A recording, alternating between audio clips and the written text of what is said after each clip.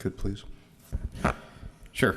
Honorable Mayor, members of the council, two or three of the speakers mentioned FPPC advice letter involving Bill Horn in 2015, and I think that related to the Lilac Hills project.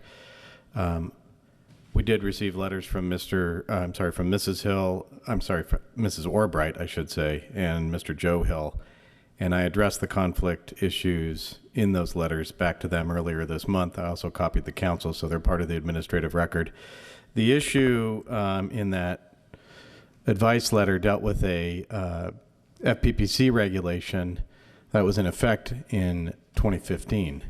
And that FPPC regulation has subsequently been amended by the FPPC in 2019, and it essentially installed a bright line rule so that if a public official is within 500 feet of the project site, they're effectively automatically disqualified from voting and need to recuse themselves.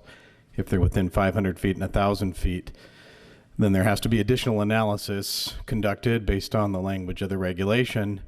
But if the public official's property is more than 1,000 feet, then they're presumed not to have a material financial effect. And that presumption can only be overcome by clear and convincing evidence of a substantial effect.